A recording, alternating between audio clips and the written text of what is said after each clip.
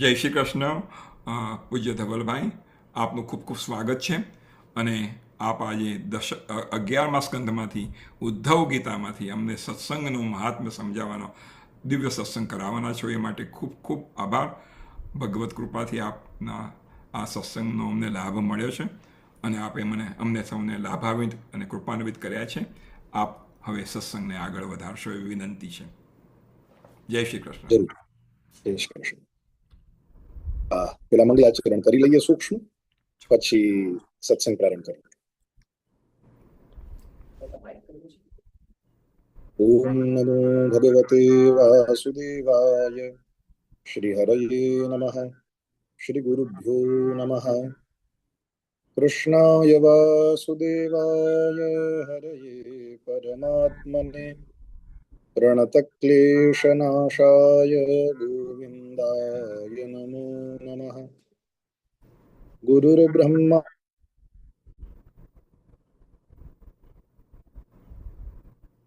गुरुर्विष्णुः गुरुर्देवो महेश्वरः. गुरुः तस्मै श्रीगुरवे नमः. बुद्धिप्रेरककृष्णस्य पादपद्मं प्रसीदतु. ध्यानासमर्थजीवानामस्माकं सर्वदा स्वतः. श्री हरि भगवान की जय. श्री गोवर्धननाथ की जय. श्री बालकृष्ण लाल की जय. सद्गुरु भगवान की जय. हे गोपाल राधा कृष्ण गोविंद गोविंद. श्री गोपाल राधा कृष्ण गोविंद गोविंद. हे गोपाल राधा कृष्ण गोविंद गोविंद. हे गोपाल राधा कृष्ण गोविंद गोविंद. कृष्ण गोविंद गोविंद कृष्ण गोविंद गोविंद. कृष्ण गोविंद गोविंद कृष्ण गोविंद गोविंद. कृष्ण गोविंद गोविंद कृष्ण गोविंद गोविंद. कृष्ण गोविंद गोविंद कृष्ण गोविंद गोविंद. हे गोपाल राधा कृष्ण गोविंद गोविंद. हे गोपाल राधा कृष्ण गोविंद गोविंद. हे गोपाल राधा कृष्ण गोविंद गोविंद. हे गोपाल राधा कृष्ण गोविंद गोविंद. श्री हरि भगवान की जय. नारायण नारायण नारायण नारायण. પૂજ્યપાદ પ્રાતસ્મરણીય, જેમનું નામ લેવા માત્રથી અનેક જન્મોના પાપો દૂર થઈ જાય એવા ભાગવત મૂર્તિ શ્રી ડોંગરેજી મહારાજનું, બાપજીનું સ્મરણ કરી આપના ચરણોમાં નમન કરી, જેમની કૃપાથી એમનો પરિચય થયો એવા સદગુરુદેવ પૂજ્યભાઈ શ્રીના ચરણોમાં પ્રણામ કરી આપ સૌ પરમ સ્વાધ્યાય પ્રેમીઓ, જે શ્રીમદ ભાગવતનું આમ તો પેલા વિષ્ણુ સહસ્ત્ર નામનું અને પછી શ્રીમદ ભાગવત, અને હવે ભલે સત્સંગ હજી વાલ્મીકી રામાયણનો શરૂ થયો છે એટલે બેબી સત્સંગ છે, પણ સત્સંગ કરવા વાળાઓ બધા પ્રભુ કૃપાથી સત્સંગ વૃદ્ધ છું આપ સૌ. એટલે આપ સૌને એના માટે પણ ખૂબ ખૂબ શુભકામનાઓ. આપ સૌને મારા પ્રણામ. કોઈ પ્રકારના આડંબર વિના અને પ્રામાણિકતાથી કહું તો આપ જેટલા લોકો અહીંયા જોડાયેલા છો સત્સંગમાં, ખૂબ આગળ છો. અને કદાચ એવું બને કે જો નિરાતે તમારી સાથે બેસવાનું થાય તો તમારા લોકો પાસેથી અમને ઘણું બધું સાંભળવા અને શીખવા મળે. એવા આપ સૌ પર આપની ગુરુજનોની કૃપા, આપણા ઉપર જે કરીએ છીએ આપણા ગુરુજનોની કૃપાથી જ થાય છે. આપણાથી કઈ સંભવ નથી. પણ મને એ વાતનો આનંદ છે કે આપ લોકોની આ શૃંખલામાં મને જોડાવાનો અવસર મળ્યો. મને અવસર પ્રાપ્ત થયો, મારી વાણી પવિત્ર થાય. અધિક માસનો આ દિવ્ય સમય, અને એક જ મિનિટ, હું જરા હું એક વસ્તુ સેટ કરી લઉં.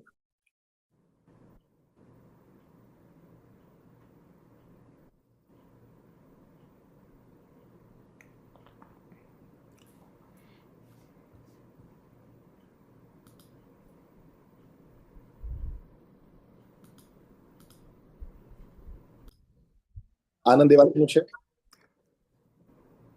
કે અધિક માસનો આ દિવ્ય સમય અને અધિક માસના દિવ્ય સમયમાં આપ સૌ ભગવદીઓ અને સત્સંગીઓ સાથે બેસી અને મારી વાણી પવિત્ર કરવાનો મને ગુરુ કૃપાથી અવસર પ્રાપ્ત થયો.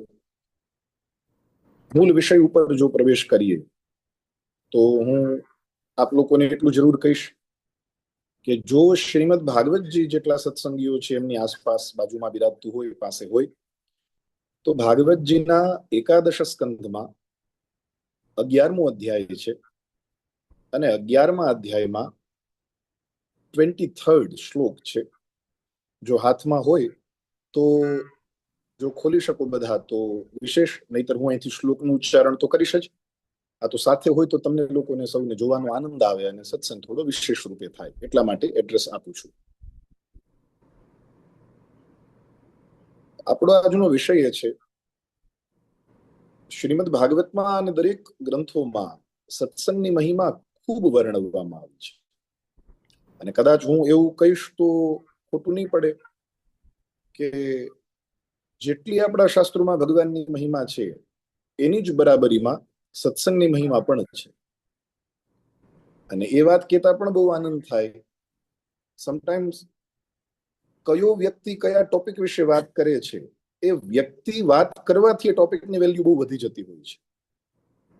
સામાન્ય વ્યક્તિ હોય એ લૌકિક ચર્ચાઓ કરતો હોય, કેમ છો કેમ નહીંની ચર્ચા થતી હોય, પણ જે મહાપુરુષો છે એ મહાપુરુષો જ્યારે કોઈ વિષય પર પોતાની વાણી પ્રગટ કરે તો એ વિષય આપમેળે મૂલ્યવાન બની જાય. મહાપુરુષો ભગવદીઓ તો સત્સંગ વિશે આજ્ઞા કરે જ છે, બોલે જ છે, પણ સત્સંગની વેલ્યુ એટલે પણ બહુ જાજી છે.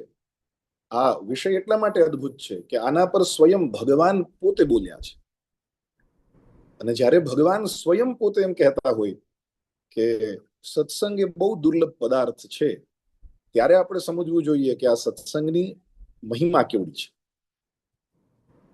તો આ શ્રીમદ ભાગવતના ઉદ્ધવ ગીતાના પ્રસંગમાં, અને લેટ મી રિમાઇન્ડ યુ, આ જ્યારે ઉદ્ધવ ગીતા એટલે ઉદ્ધવજી સાથે જ્યારે ભગવાન દ્વારિકાધીશ ચર્ચા કરે છે, એટ ધેટ મોમેન્ટ એ દ્વારિકા છોડીને પધારી ચૂક્યા છે. એમની સામે થોડી જ ક્ષણોમાં એમનો સંપૂર્ણ પરિવાર નાશ પામવાનો છે. ભગવાન પોતે પોતાની ઈચ્છાથી નાશ કરવાના છે. એટલે કહેવાનો ભાવ એ છે કે ભગવાન દ્વારિકાધીશ અત્યારે પોતાના અંતિમ સમયમાં છે જ્યારે ઉદ્ધવજી સાથે આ ચર્ચા થાય છે. તો એ પણ ધ્યાન દેવા જેવી વાત છે કે એ સમયે પ્રભુ નાહકની વાત કરે એવું સંભવ જ નથી. અને એકાદશ સ્કંધમાં જ્યાં શરૂઆતના 5 અધ્યાય જે આપ લોકોએ સત્સંગ કર્યો જ હોય, વસુદેવજી અને નારદજી બંને વચ્ચે જે નવયોગેશ્વરોનો સંવાદ છે, જેમાં ભાગવત ધર્મ છે, એમાં પહેલા 5 અધ્યાયનો ક્રમ એમાં જાય છે. 6ઠા, 7મા, 8મા અધ્યાયથી ભગવાન દ્વારિકાધીશ ને ઉદ્ધવજીની ચર્ચાનો પ્રારંભ થયો, જેમાં જો આપણે થોડું ધ્યાન દઈએ તો ભગવાન સર્વપ્રથમ તો યદુ મહારાજ અને સર્વપ્રથમ તો ભગવાન દત્ત ભગવાનના 24 ગુરુઓનો પ્રસંગ બતાવે છે, જે હર્ષિતભાઈ આપ લોકો સાથે ખૂબ સુંદર ચર્ચા કરી. એટલે ભગવાન એકાદશ સ્કંદનો પ્રારંભ 24 ગુરુઓની ચર્ચાથી પેલા કરે છે. એ ચર્ચા થયા બાદ ઉદ્ધવજી અલગ પ્રશ્નો કરે છે. એ પ્રશ્નોનો ઉત્તર આપતા આપતા જ્યારે ભગવાન આ એકાદશ સ્કંદના એકાદશમા અધ્યાયમાં, એટલે કે 11મા સ્કંદના 11મા અધ્યાયમાં જ્યારે ભગવાન પધારે છે, જ્યારે ભગવાન પહોંચે છે, એવી સમયે ભગવાન પ્રારંભ કરે છે. આ બહુ સરસ મેલ, બહુ સરસ છે. કેમ કે આ 11મા અધ્યાયનો પ્રારંભ જો આપ લોકો જોશો ભાગવતજીમાં શરૂઆતના શ્લોક, તો એમાં કોણ બંધાયેલો છે, કોણ મુક્ત છે, એવો પ્રશ્ન ઉદ્ધવજીનો છે કે બદ્ધ કોણ, મુક્ત કોણ, પ્રભુ પેલા એ સમજાવો. એટલે ભગવાન ઉદ્ધવજીના પ્રશ્નનું સમાધાન કરતા સૌથી પહેલા બતાવે છે હકીકતે જે વિદ્યાથી જોડાયેલો છે, વિદ્યાથી જોડાયેલો જીવ એ મુક્ત છે, અને જે વિદ્યાથી જોડાયેલો નથી એ બદ્ધ છે. આ બધી ચર્ચા કર્યા બાદ આખો અધ્યાય જોવા જઈએ તો સમય જાય. મારે જે વિષય પર આવવું છે એ છે સત્સંગ. તો આટલી ચર્ચા કર્યા પછી હવે પ્રભુ જુએ છે કે ઉદ્ધવજીએ ઓલરેડી ગોપીજનો પાસે જઈ અને ઉદ્ધવજી સત્સંગ પ્રાપ્ત કરી ચૂક્યા છે, એ પ્રેમના રંગમાં રંગાઈ ચૂક્યા છે. પણ આપ સૌ લોકો જાણતા હશો, કુંભાર જ્યારે માટલું બનાવે ને ત્યારે એની એક પ્રોસેસ હોય. એ સૌથી પહેલા કાચી માટીને ખૂંદે, કાચી માટીને ખૂંદ્યા બાદ પછી એને પલાળે, એકદમ સ્મૂધ થાય પછી એને ચાકડે ચડાવે, પછી એને પોતે પોતાના હાથથી આકાર આપે. કે જ્યારે માટલામાં આકાર બની જાય પછી એ માટલાને પકવવા માટે મૂકે. ગુજરાતીમાં જેના માટે શબ્દ છે નિંભાળું. ચારે બાજુથી આગની ભઠ્ઠી હોય એની અંદર માટલાને મૂકવામાં આવે, એક નિશ્ચિત સમય માટે એને પકાવવામાં આવે, અને જ્યારે માટલું પાકી જાય પછી એને માટલાને બહાર કાઢી અને તરત એમાં જલ ભરવામાં ના આવે. કુંભાર પાસે એક નાનું એવું લાકડીની હથોડી કહી શકો તમે, જેને ટપલું કહેવાય. ગુજરાતી ભાષામાં આપણો એક શબ્દ છે, કોઈ નામ કરીને આપણે ટપલી મારીએ તો એ ટપલી. તો એ કુંભાર પાસે જે વસ્તુ છે ટપલું છે. પાકેલા માટલાને કુંભાર અંદર હાથ રાખીને ઉપરથી ટપલું મારી મારીને જોતો જાય કે આ બોધું તો નથી બોલતું, પાકી તો ગયું છે, અધ પાકું તો નથી રહ્યું. જ્યારે એને પૂરી ખાતરી થાય કે પાકી ગયું છે પછી એની અંદર જલ ભરે. તો આપણે એવું કહી શકીએ કે ઉદ્ધવજીને ગોપીજનોના પ્રેમમાં ભગવાને ખૂબ તપાવ્યા, ખૂબ પકાવ્યા. પ્રેમ અગ્નિ છે, પ્રેમ પંથ પાવક કી જ્વાલા. એમાં ઉદ્ધવજી પરિપક્વ બન્યા છે. એટલે પ્રભુ ઉદ્ધવજીની પરિપક્વતાને જોવા માટે આ એકાદશ સ્કંધની ઉદ્ધવ ગીતા દ્વારા ઉદ્ધવજીને ટપલું મારીને જોઈ પણ રહ્યા છે, અને ઉદ્ધવજી પરિપક્વ દશામાં પહોંચ્યા એ ભગવાને નિશ્ચિત જાણ્યું. એટલે હવે ભગવાન એમની અંદર જે માટલામાં જલ ભરવામાં આવે એ પ્રકારે ભગવાન એમની અંદર પોતાના જ્ઞાનનો, ત્રીજા સ્કંદમાં આપ લોકો 26મા અધ્યાય સુધી પહોંચી ગયા છો, આપ લોકોને સત્સંગમાં આવી ગયું હશે. ત્રીજા સ્કંદના પ્રારંભમાં જ્યાં ઉદ્ધવજી અને વિદુરજીનો સંવાદ છે, ત્યાં ઉદ્ધવજી પોતે એક્સપ્લેન કરે છે કે ભગવાન દ્વારિકાધીશ જ્યારે આ પૃથ્વી છોડવાની તૈયારી કરી રહ્યા હતા, હું ભગવાનની શરણમાં ગયો, ત્યારે ભગવાને મને કહ્યું કે મારું જે પરમ જ્ઞાન છે, યત સૂરયો ભાગવતમ વદંતી, એ જ્ઞાન ઉદ્ધવ હું તને પ્રદાન કરું છું. તો ભગવાને ઉદ્ધવજીની પરિપક્વ દશા જાણી અને એમને આ જ્ઞાન પ્રદાન કર્યું, જેને ભાગવત કહેવાય અથવા ઉદ્ધવ ગીતા કહેવાય છે. વિસ્તૃત અધ્યાય આ સ્કંધ. પણ અહીંયા પ્રભુએ ઉદ્ધવજીને વિશેષ કરી પેલા બદ્ધ અને મુક્તની વ્યાખ્યા બતાવતા બતાવતા ભગવાન ધીરે ધીરે ધીરે ધીરે ઉદ્ધવજીને એ જગ્યાએ લઈ જાય છે. હવે તમે જો આત્મા ભાગવતજી હોય અને જોઈ શકો તો 23મો શ્લોક જુઓ, 11મો સ્કંધ, એનો 11મો અધ્યાય, અને એમાં 23મો શ્લોક. એક જ મિનિટ પૂજ્ય ધવલભાઈ, એટલે જે લોકોની પાસે, ઘણા લોકો પાસે ભાગવતજી છે એટલે હું અમને મદદ કરી શકું છું.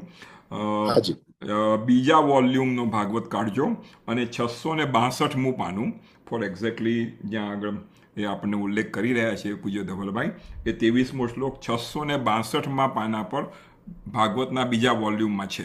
જય Shri Krishna. Sorry to interrupt. અરે ના ના, તમે સહાયતા કરો છો, સોરી નહીં. તો જે પ્રકારે નરેન્દ્રભાઈ એક માર્ગદર્શન આપ્યું એ પ્રકારે બીજા ખંડની અંદર તમને આ શ્લોક મળશે. 23મો શ્લોક છે. એ 23મા શ્લોક પાસે ભગવાન પહોંચીને હવે આમ લિટરલી યુ વિલ ફીલ કે ભગવાન ઉદ્ધવજીને એક સત્સંગના ક્ષેત્રમાં પ્રવેશ કરાવે છે. શું કહે છે શ્લોકમાં? શ્રદ્ધાલુરમે કથા શૃણવન સુભદ્રા લોક પાવની ગાયન અનુસ્મરન કર્મ જન્મ ચાભી નયન મુહુ. આની ઠીક આગળ ભગવાન ઉદ્ધવજીને કર્મ કરતા કરતા કર્મમાંથી છૂટી કેમ જવું, કર્મ ભગવાનને અર્પણ કેમ કરી દેવા, કર્મ કરતા હોવા છતાં પરબ્રહ્મમાં સ્થિર કેમ થવું, આ બધું ભગવાને સમજાવ્યું. એટલે રાઈટ 22nd શ્લોક તમે જોશો તો એના અર્થમાં લખેલું છે કે જો ઉદ્ધવ તું તારું મન પરબ્રહ્મમાં સ્થિર ન કરી શકે તો તારા બધા જ કર્મ નિરપેક્ષ થઈ કર્મ ભલે કર પણ નિરપેક્ષ થઈ અને કર મારા માટે કર. આ બધી વસ્તુ જેટલી બોલાય છે એટલી સરળ નથી.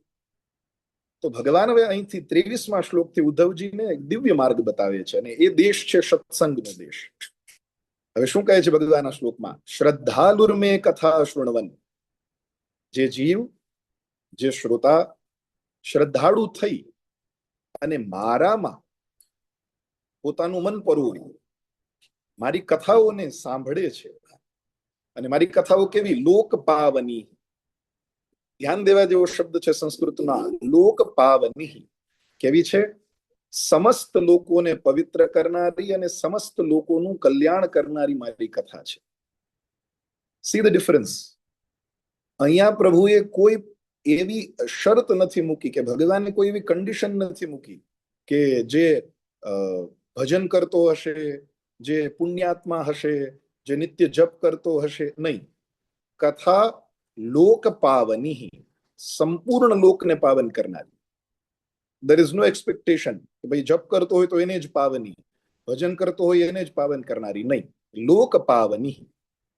તો જે મારો ભક્ત મારી કથામાં શ્રદ્ધા રાખી અને લોકને પાવન કરનારી મારી કથાનું જે શ્રવણ કરે છે, શ્રદ્ધાની સાથે જે સાંભળે છે, ગાયન અનુસ્મરણ કર્મ, એકવાર નહીં અનેક વાર, વારે વારે મારા જે અવતારો છે, રામ, કૃષ્ણ, વરાહ, નૃસિંહ, વામન ઇત્યાદિ, આ બધા મારી અવતારોનું કથાનું શ્રવણ કરે છે, લીલાનું સ્મરણ કરે છે, એનું અભિનય કરે છે. અભિનય કરે છે એટલે ક્યારેક ક્યારેક જે આપણે, નરેન્દ્રભાઈ ઘણીવાર ભારતની યાત્રામાં હોય છે, સંદીપનની યાત્રામાં હોય છે, એમણે પણ જોયું હશે, કોઈ પણ જોયું હશે, વ્રજમાં જઈએ તો ત્યાં રામલીલા થાય, કૃષ્ણ લીલા થતી હોય છે, લીલા ભજવતા હોય છે. એ અભિનય કરવો થયો. ભગવાન કહે છે જીવોએ મારી કથાનું શ્રવણ તો કરવું જ જોઈએ, સાથે સાથે સ્મરણ પણ કરવું જોઈએ, અને સમય મળે ત્યારે અભિનય પણ કરવો જોઈએ. મારે આશ્રિત, પછી 24મા શ્લોકમાં ભગવાન કહે છે, આવી રીતે જે જીવ મારી કથાનું શ્રવણ કરે, એનું સ્મરણ કરે, એનો અભિનય કરે, એને પ્રાપ્તિ શું થાય? એ ક્યાં પહોંચે? મદર્થે ધર્મ કામાર્થા નાચરન મદપાશ્રય લભતે નિશ્ચલામ ભક્તિમ મયુદ્ધવ સનાતને. 24th શ્લોકમાં ભગવાન કહે છે, મારે આશ્રિત રહી, મતલબ મારો બની, અને જે ધર્મ, અર્થ, કામ, મોક્ષ જે કંઈ કાર્ય કરી રહ્યો છે એ મારા માટે થઈને કરવા લાગે, ત્યારે હે પ્રિય ઉદ્ધવ, આવી રીતે આગળના શ્લોકમાં કહ્યું એમ મારી કથા સાંભળતો, મારું સ્મરણ કરતો, સમય મળે તો મારી કથાનો અભિનય કરતો, મારી લીલાનો અભિનય કરનારો, અને મારા અર્થે ધર્માર્થ કામ મોક્ષના કાર્ય કરનારો એ પુરુષ ધીરે ધીરે મારી ભક્તિ પ્રાપ્ત કરે છે. उसे मुझ अविनाशी पुरुष के प्रति अनन्य प्रेममयी भक्ति प्राप्त हो जाती है. હવે જુઓ કેવી સરસ વાત છે. વ્યક્તિ તો પોતે જે કરી રહ્યો છે ને એ જ કરવાનું છે, કથા શ્રવણ કરવાનું છે, એને સત્સંગ કરવાનો છે. એ જ્યાં બેઠો છે ત્યાં ભક્તિ દેવી આવીને એને મળી જશે. આ તમે અર્થ જુઓ. उसको भक्ति प्राप्त हो जाती है, वो भक्ति को प्राप्त होता है એમ નહીં કહ્યું. એમ કહ્યું છે એને મારી ભક્તિ આવીને મળી જાય છે. જે જીવ પોતાના સ્થાનમાં રહી ભગવત કથાનો આશ્રય કરે છે એને ભક્તિ માટે દોડવું નથી પડતું. ભક્તિ મહારાણી સ્વયં આવે છે. અને હું તમને લોકોને રેફરન્સ આપું ભાગવતજીના પ્રારંભના 6 અધ્યાયના મહાત્મ્યનો. ભક્તિદેવી જ્ઞાન વૈરાગ્ય સાથે યમુનાજીના તટ પર વૃંદાવનમાં છે, અને કથા થઈ રહી છે ગંગાજીના તટ પર, સનકાદી મુનીશ્વરો અને નારદજી વચ્ચે. એ જગ્યાએ ભક્તિદેવી સ્વયં પધાર્યા છે. એ ભક્તા એ સ્થાને જ્ઞાન વૈરાગ્ય સ્વયં પધાર્યા છે, અને ત્યારે જ્ઞાન વૈરાગ્યને ભક્તિને વિનંતી કરી છે કે આપ ભાગવતમાં સ્થિર થાવ, શ્રોતાઓના હૃદયમાં સ્થિર થાવ. તો ભગવાન કહે છે આવો જીવ એને ભક્તિ સ્વયં આવીને મળી જાય. હવે આગળનો શ્લોક 25મો શ્લોક. સત્સંગ લબ્ધયા ભક્ત્યા મયી મામ સ ઉપાસિતા સવૈ મે દર્શિતમ સદભી અંજસા વિંદતે પદમ.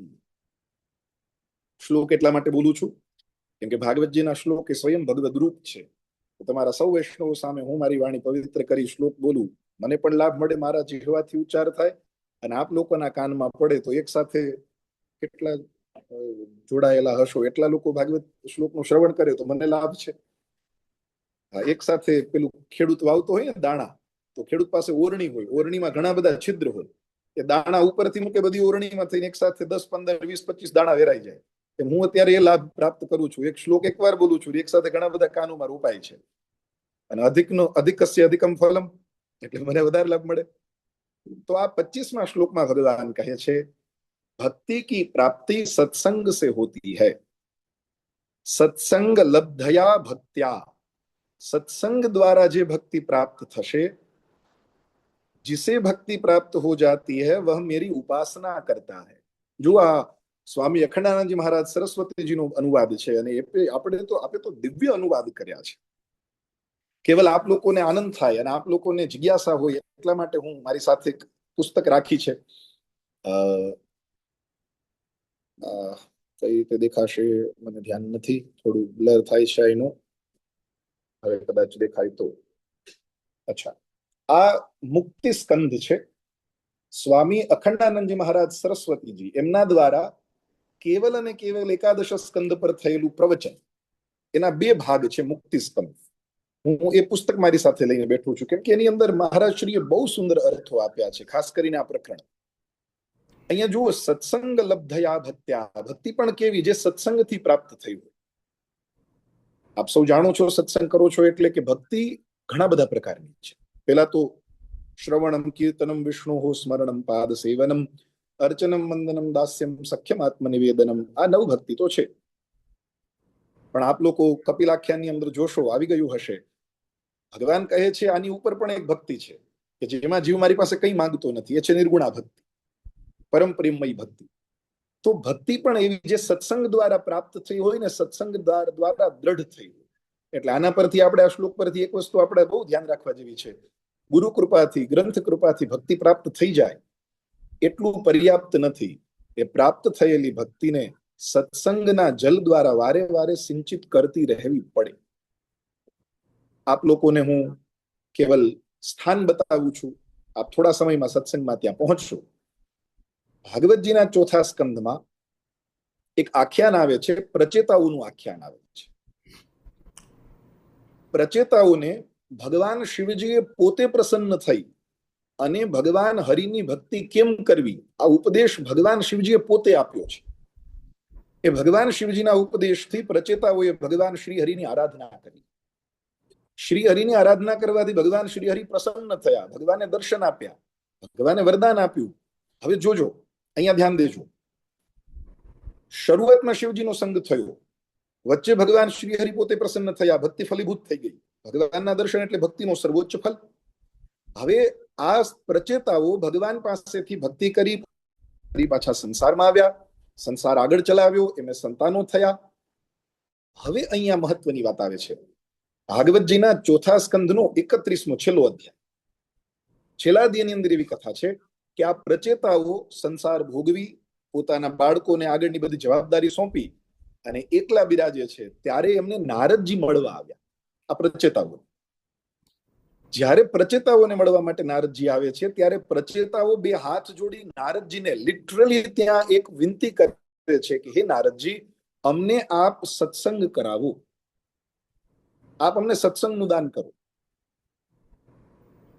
અને એ સ્થાનમાં પ્રચેતાઓ પોતે સ્પષ્ટ કહે છે કે ભલે અમને ભગવાન શિવજીનો સંગ પ્રાપ્ત થયો, ભલે શિવજીની કૃપાથી અમને સાક્ષાત ભગવાન નારાયણના દર્શન થયા, ભલે અમારી ભક્તિ ભલીભૂત થઈ, પણ નારદજી, સંસારની અંદર રહેવાને કારણે ભક્તિ શિથિલ થઈ ગઈ છે.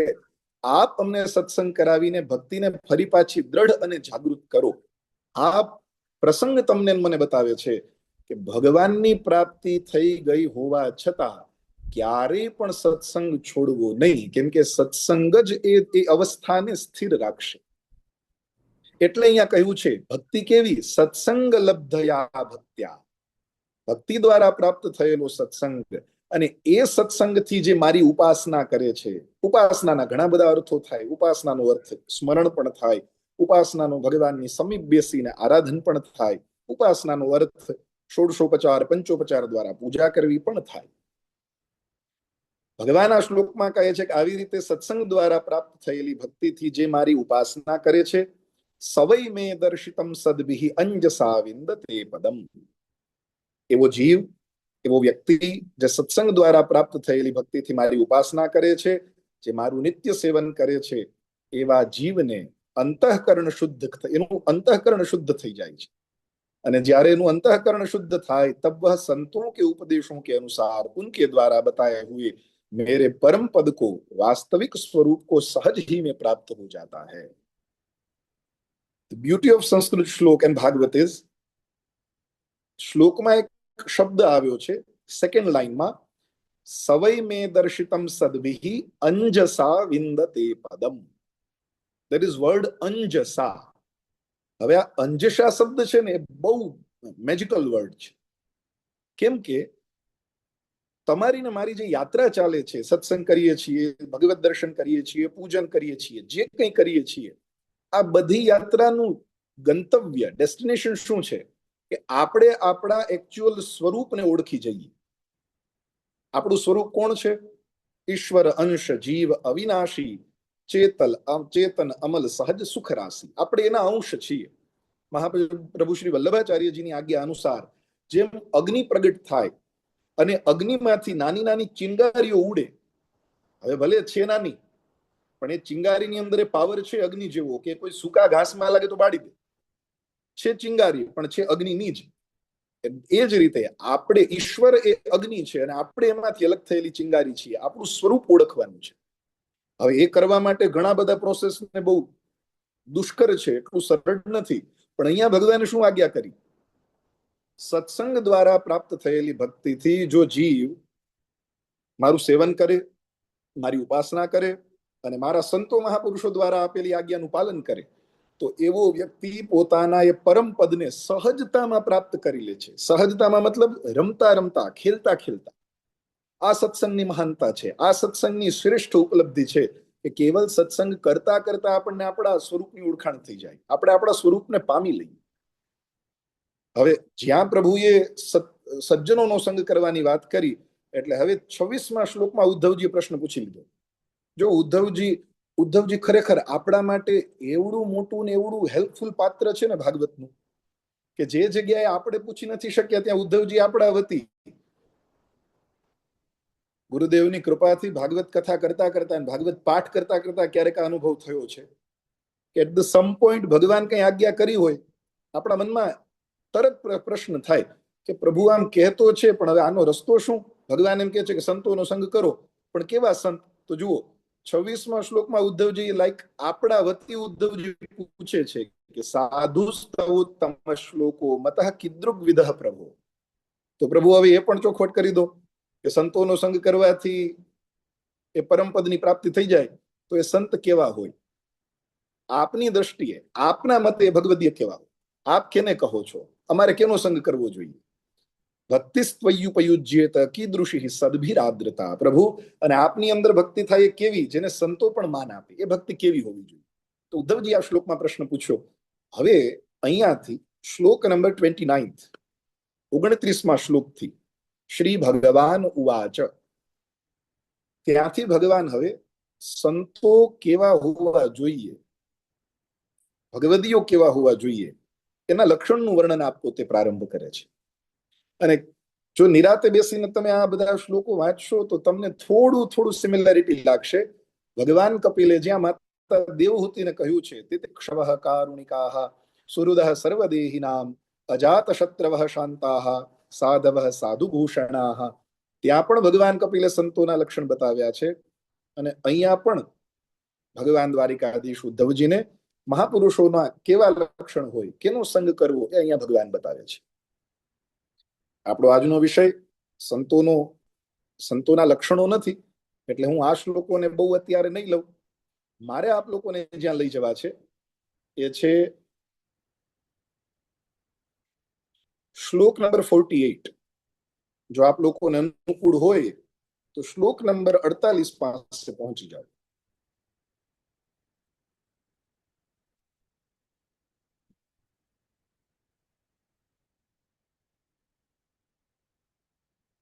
આ જ અધ્યાયમાં શ્લોક નંબર 48,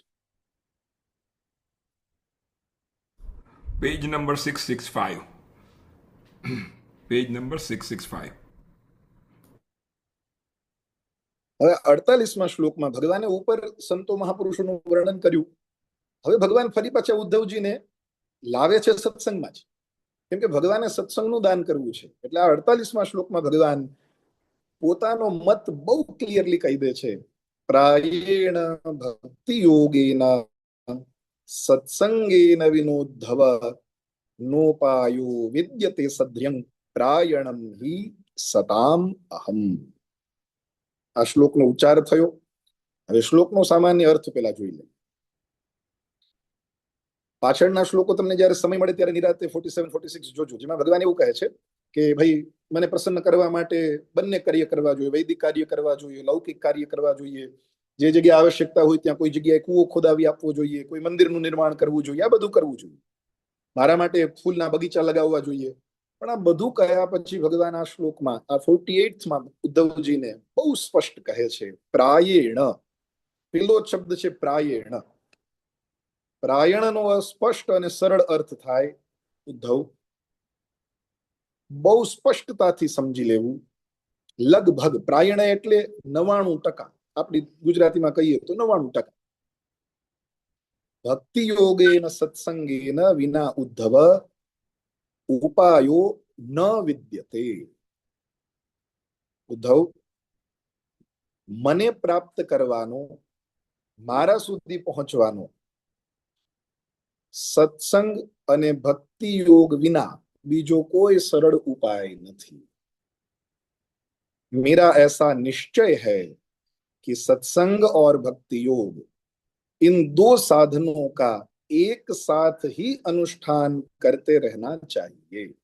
जो फरी पाछी ज वात आवी, भक्ति प्राप्त થઈ જાય એટલું પર્યાપ્ત નથી.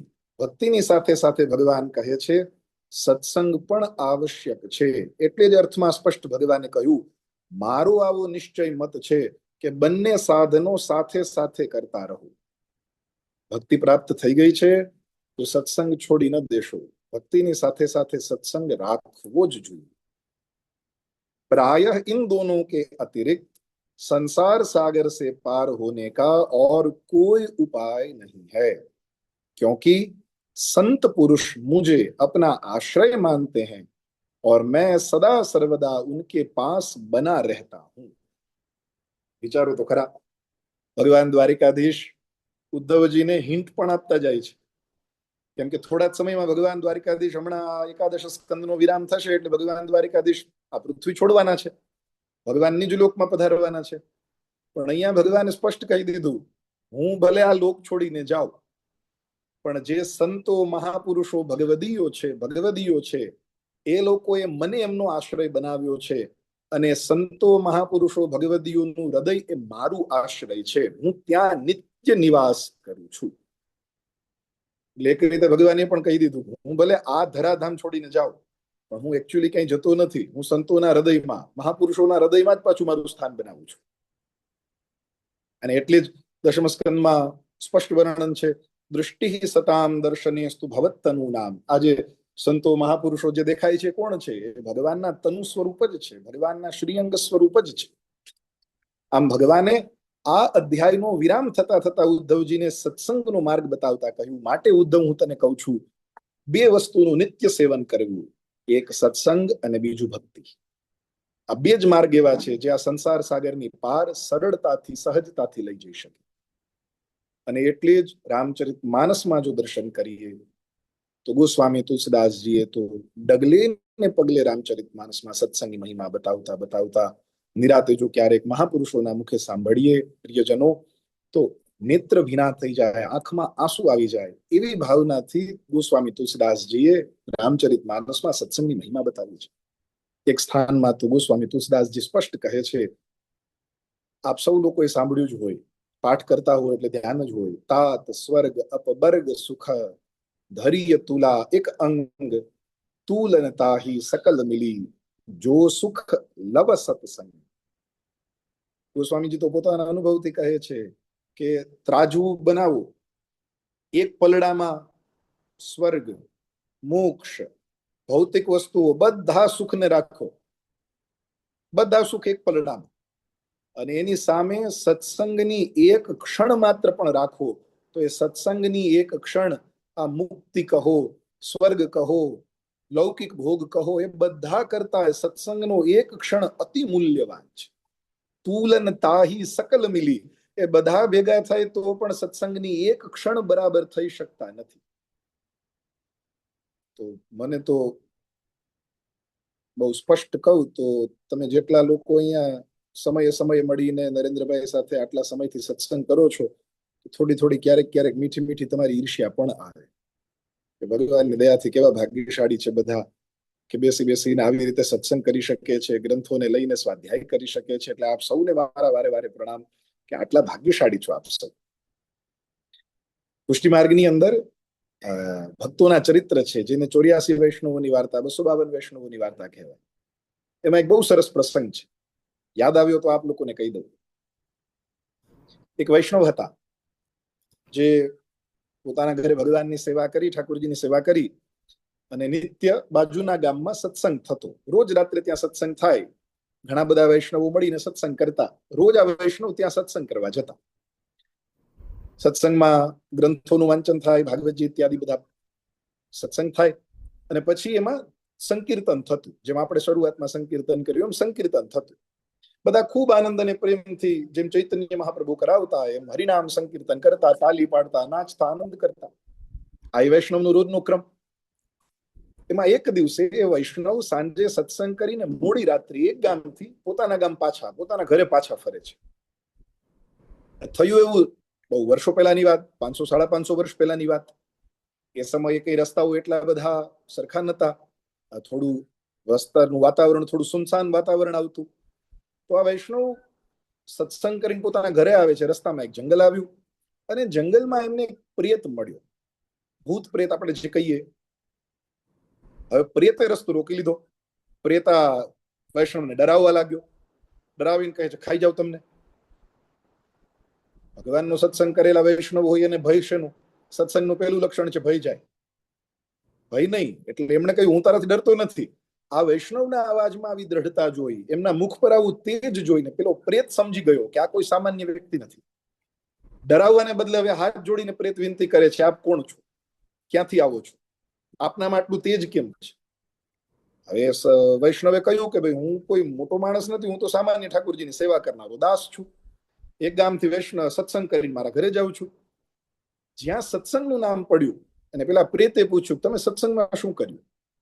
વૈષ્ણવે જે સત્સંગ થયો એ બધી વાત કરી. પ્રેતે રડતા રડતા એ વૈષ્ણવને વિનંતી કરી કે મારું એક કામ કરો ને. શું? તમે સત્સંગમાં રોજ જાઓ છો, આજે તમે સત્સંગમાં ગયા તો આજના દિવસનું તમારું સત્સંગનું જે પુણ્ય છે મને આપી દો. કેમ કે આજના તમારા સત્સંગનું મને પુણ્ય આપી દેશો, હું આ પ્રેત યોનિમાંથી મુક્ત થઈ જઈશ. પેલા વૈષ્ણવે કહ્યું, અરે ભાઈ, સત્સંગ કઈ સામાન્ય પદાર્થ છે કે તું મને રસ્તામાં ડરાવીને માંગીને હું તને આપી દઉં? નહીં દઉં. ના પાડી. પેલું પ્રેત કરગરવા લાગ્યું, અરે મહાપુરુષ, મારા પર કૃપા કરો. પેલા ના પાડે કે નહીં, હું સત્સંગનું ફળ નહીં આપું.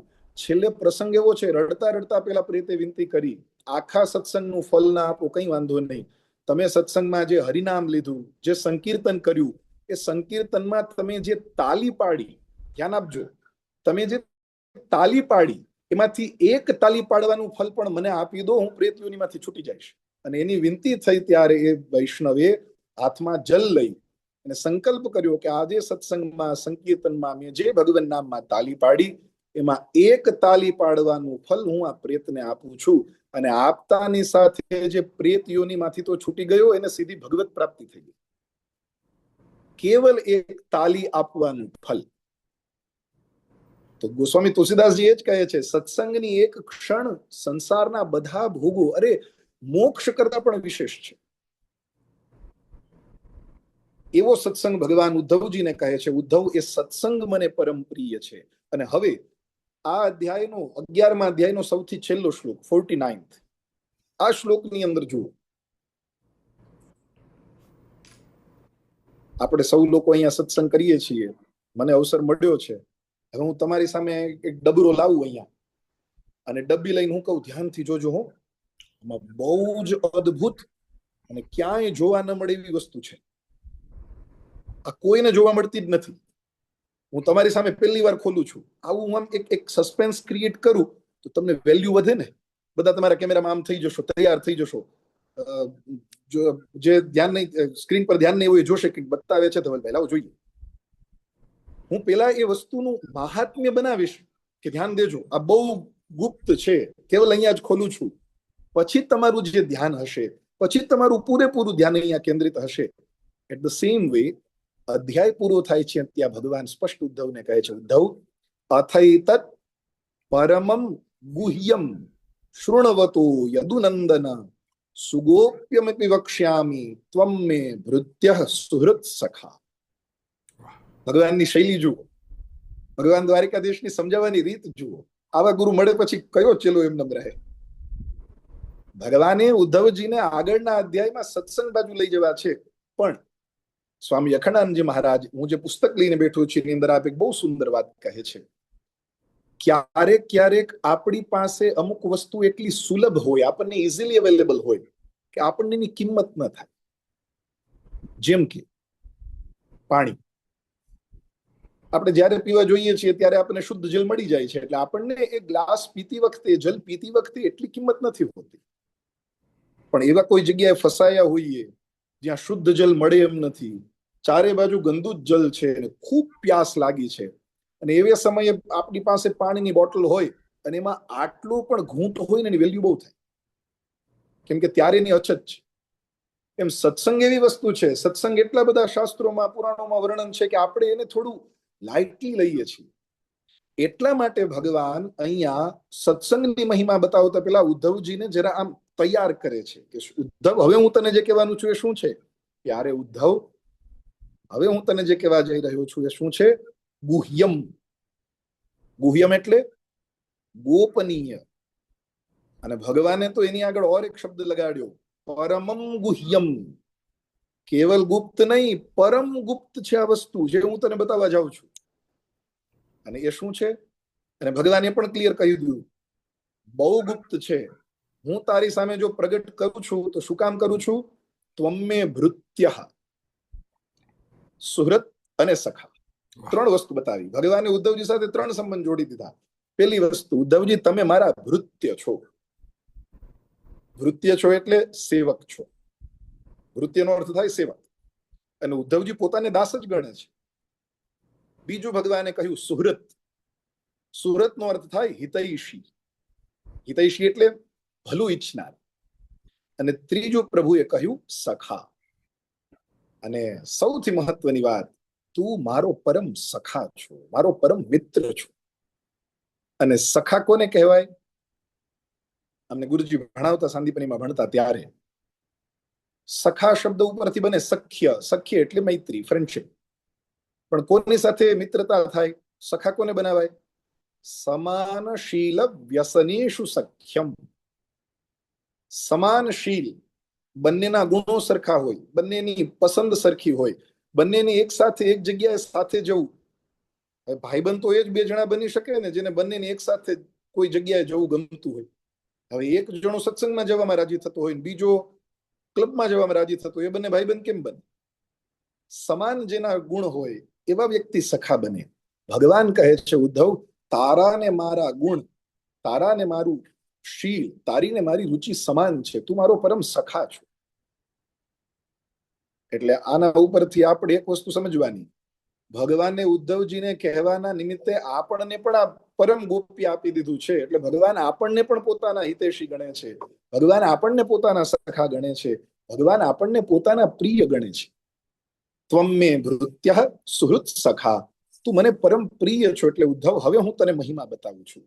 અને હવે 12મા અધ્યાયની અંદર, શ્રીમદ ભાગવતના 11મા સ્કંધનો 12મો અધ્યાય, જેની અંદર ભગવાને પ્રારંભમાં સત્સંગની મહિમા બતાવી છે. આ સત્સંગની મહિમા બતાવતા ભગવાન દ્વારિકાધીશ ઉદ્ધવજીને 15 શ્લોક સુધી બતાવે છે કે સત્સંગ કેવો દુર્લભ પદાર્થ છે. પેલા 15 શ્લોક એ સત્સંગની મહિમાના છે.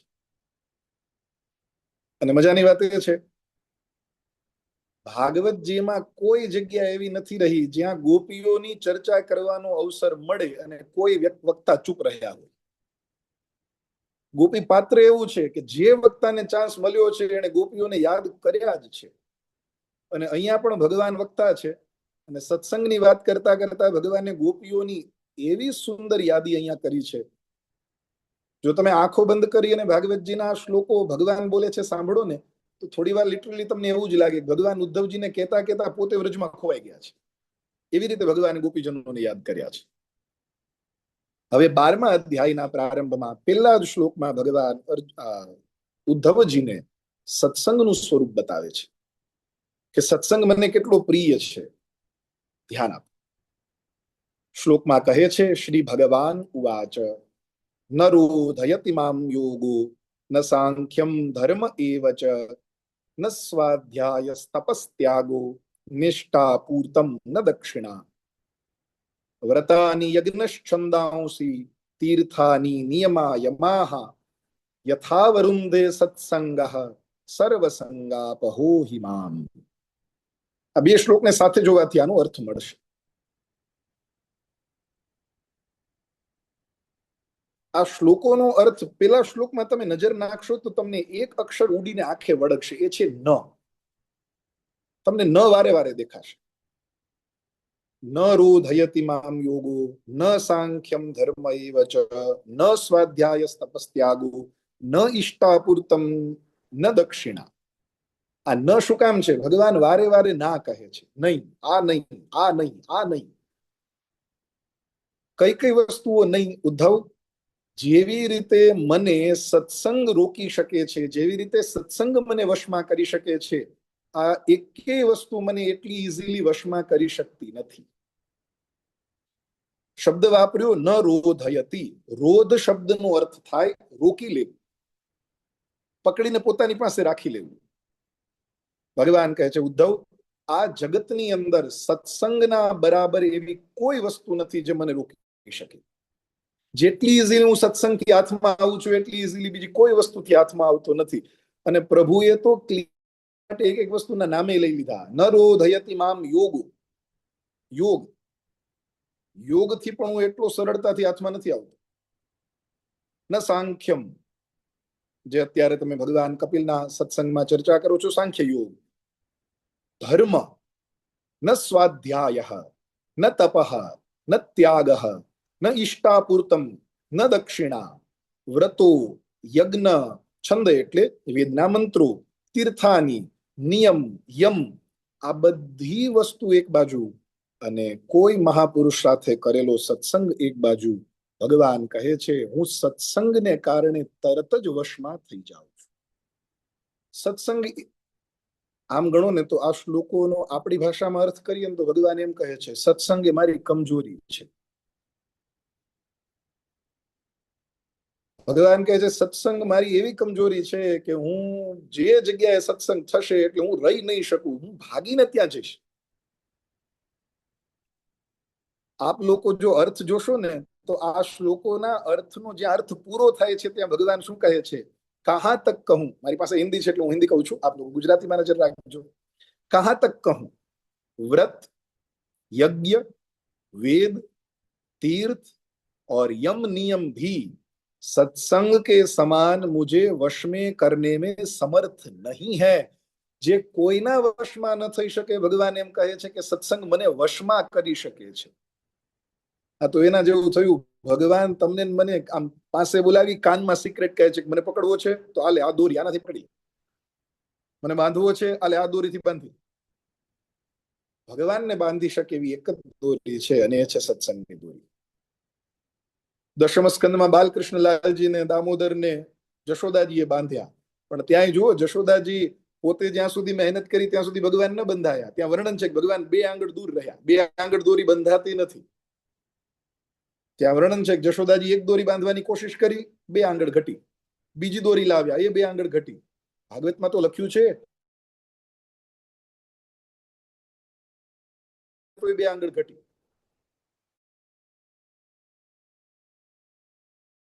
થાકી ગયા, હારી ગયા, પ્રયત્ન છોડી દીધો, ત્યારે ભગવાન પોતે એકલા પોતાના હાથે એક દોરીથી બંધાઈ ગયા.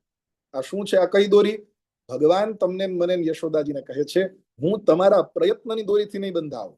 તમે નિરાતે બેસી કોઈ ભગવદીયના ચરણ પકડી, કોઈ મહાપુરુષનો ગ્રંથ પકડી અને સત્સંગ કરશો તો સત્સંગની દોરડીથી હું આપમેળે બંધાઈ જાઉં છું.